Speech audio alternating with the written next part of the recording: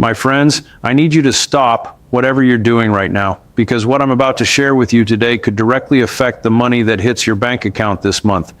If you are receiving SSI, SSDI, or any Social Security benefit, there is a new rule going into effect in March that millions of Americans have no idea about, and some of you could see your monthly payment go up, while others could be facing an unexpected reduction. I know that's a lot to take in. I know some of you are already sitting there with your bills spread out on the table, trying to figure out how you're going to make ends meet this month. And I want you to know, I see you. I'm here with you. This channel has always been a place where you get straight talk, no fluff, no confusion, just the real information you need to protect yourself and your family. So today, we're going to walk through everything. The new March SSA rule, what it means for your $1,900 payment, who stands to benefit, who needs to be careful, and most importantly, what you can do right now to make sure you're not leaving a single dollar on the table. Stay with me through the entire video because the most important part is coming up in just a few minutes and you don't want to miss it. Now, before we dive into the numbers, I want to make sure we're all on the same page about what we're actually talking about. The Social Security Administration, the SSA, has announced a significant policy update that takes effect this March, and it touches millions of people across the country who rely on supplemental security income, Social Security disability insurance, or both. And when I say millions, I'm not exaggerating. We're talking about roughly 7.4 million people who receive SSI alone, and more than 8 million who receive SSDI. And a large portion of those folks receive both at the same time, what the SSA calls concurrent benefits. Here's the heart of it. The new rule involves how the SSA is recalculating what's called the substantial gainful activity threshold, how it handles certain income offsets, and how it applies its revised asset and resource limits for SSI recipients going forward. Now, I know that language sounds like something out of a government manual, so let me translate that into plain English for you, because this is where it really starts to hit home. For years, the SSA has had rules about how much money or resources you're allowed to have if you want to keep receiving SSI. If you had more than $2,000 in assets, things like savings, cash on hand, certain property, you could lose your benefits entirely. That limit has been frozen since 1989. That's right, over 30 years without an update, while the cost of everything from groceries to medicine has skyrocketed. And now, finally, there is movement on this front, combined with other operational changes at the SSA that could affect how your payment is calculated starting this month. Let's talk about the $1,900 number, because I know that's what caught your attention, and it absolutely should. Where does that figure come from? Well, in 2025, following the annual cost of living adjustment and the COLA increase of 2.5%, the maximum federal SSI benefit for an individual rose to $967 per month. For a couple, that's up to $1,450. Now, for SSDI recipients, the average monthly payment in 2025 sits right around $1,137, but many recipients, especially those who worked in higher wage jobs before their disability, receive considerably more than that, with some payments pushing toward $1,900, $1,200, or even higher depending on their earnings history. But here's what I really want you to pay attention to. When I say $1,900 in the context of this new March rule, I'm talking about the combined effect, the total monthly income picture for people who receive both SSI and SSDI together, plus any state supplementation, plus any additional credits or adjustments that are now being recalculated under the new rule. For a lot of you watching, your total monthly benefit package, when you add everything together correctly, could be at or near that $1,900 mark. And the question is this new rule going to help you get there, or is it going to pull something back? Let's start with the good news, because there is genuinely good news here for a meaningful group of people. If you have been receiving SSI and you've been quietly holding on to a small savings account, maybe a few $100s, maybe just over $1,000, because you were terrified of losing your benefits, this update is for you.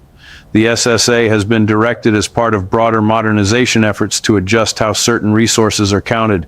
And for people in that delicate middle ground, this could mean breathing room you haven't had in decades. Think about someone like Margaret from Ohio. a 71-year-old woman who has been on SSI for 6 years. She inherited $1,900 from her sister's estate 2 years ago, and she was so worried about the SSA finding out and cutting her off that she spent it down as fast as she could on groceries, on her prescriptions, on things she actually needed. But she felt guilty the whole time, like she was doing something wrong just by having a little money. Margaret's story is not unique. It's the story of millions of Americans who have been forced to stay financially vulnerable just to stay eligible for benefits they desperately need. The new adjustments, combined with the ongoing push to update resource limits, give people like Margaret a little more margin to breathe. Additionally, if you've recently returned to part-time work or have a small amount of earned income, the new calculation methods may allow more of that income to be excluded before your SSI is reduced. The SSA's earned income exclusion, which lets you keep the first $65 of earned income plus half of anything above that before your benefit is affected, remains in place, and the new rule reinforces how that's applied, potentially in your favor. Now, here's the part where I need you to lean in close, because this is where some of you could get hurt if you're not paying attention. The same modernization push that is bringing some flexibility to resource limits is also bringing increased scrutiny to a process called benefit offsetting, and more aggressively, the SSA has ramped up its efforts to recover what it calls overpayments. An overpayment happens when the SSA sends you more money than you were technically entitled to receive, and then, sometimes years later, they come back and say, you owe us that money back. In recent months, there has been a surge in overpayment notices going out to SSI and SSDI recipients across the country. Some of these notices are for amounts as small as $200. Others are for thousands of dollars. And here's what scares me for a lot of you. The SSA now has the authority to withhold up to 100% of your monthly benefit to recover an overpayment, which means some people have literally received a check for $0 after years of counting on that money. Now, I want to be very clear here. If you receive an overpayment notice, you have rights. You have the right to appeal. You have the right to request a waiver if repaying the money would cause you financial hardship. And for most SSI and SSDI recipients, that standard is very easy to meet. You also have the right to request a lower repayment rate, but you have to act. You cannot ignore those notices. If one arrives in your mailbox, call the SSA at 1-800-772-1213, or better yet, contact your local Social Security office and request an in-person appointment. Do not wait. Let's shift gears and talk about timing, because I get so many questions every month about when the money actually arrives. For March 2025, here's what the payment schedule looks like. SSI payments are typically issued on the first of the month, so SSI recipients should have seen their March payment arrive on Saturday, March 1st, and because the first fell on a weekend, the SSA may have pushed that payment out a day or two earlier, meaning some of you may have received your deposit at the end of February. That is completely normal and nothing to be alarmed about. For SSDI and regular Social Security retirement recipients, the payment date depends on your birthday. If your birthday falls between the 1st and the 10th of the month, your payment arrives on the second Wednesday, which in March 2025 is March 12th. If your birthday falls between the 11th and the 20th, you're looking at the third Wednesday, March 19th. And if your birthday is between the 21st and the 31st, your payment comes on the fourth Wednesday, which is March 26th. Write those dates down, put them in your phone. And if your payment doesn't arrive within 3 days of its scheduled date, contact the SSA right away. Now, the 2.5% COLA increase that took effect in January 2025 is already baked into these payments. So if you haven't already noticed a slight uptick in your monthly deposit compared to what you were receiving in December 2024, take a look at your bank statement or your My Social Security account online. The average SSDI recipient saw an increase of roughly $38 per month. The average SSI recipient saw about $24 more.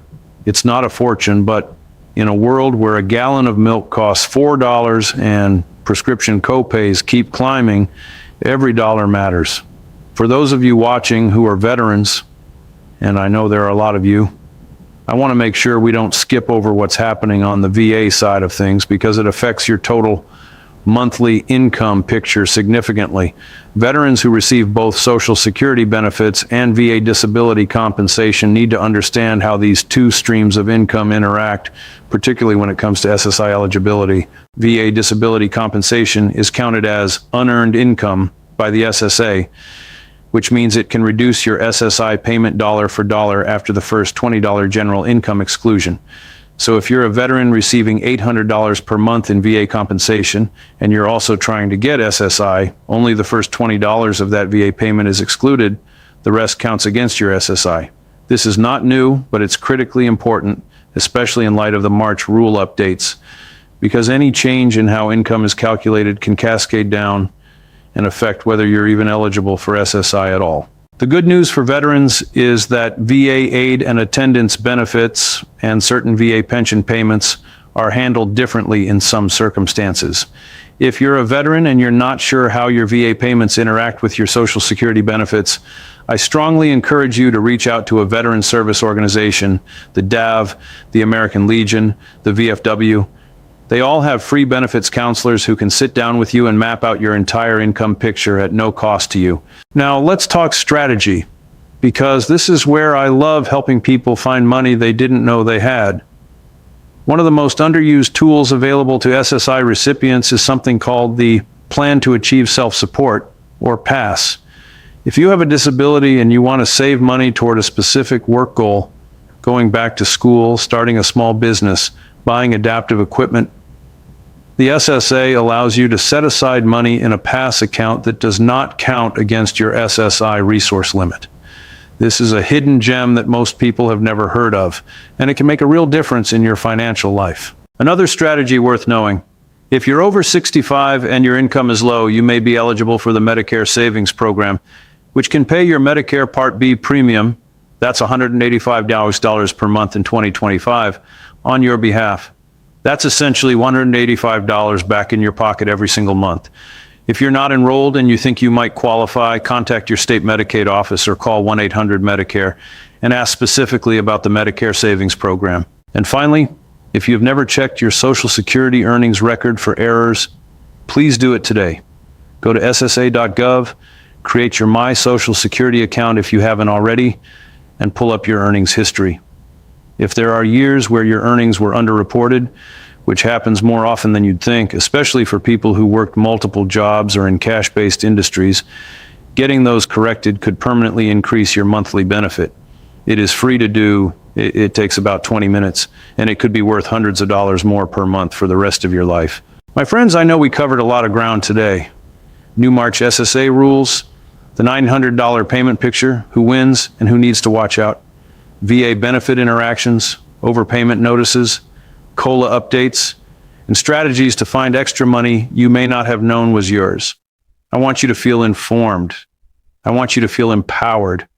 And most of all, I want you to feel like you've got someone in your corner who is paying attention to all of this, so you don't have to do it alone. If this video helped you, if it gave you even one piece of information that protects your check or puts more money in your pocket, please share it with someone you love. Share it with your neighbor, your sister, your friend from church who's also on Social Security. They deserve to know this too. And if you have questions, drop them right down in the comments below. I read every single one, and I do my best to get back to as many of you as I can. Until next time, take care of yourself, take care of each other, and remember, you have earned every single dollar of this benefit. Don't let anyone take it from you without a fight.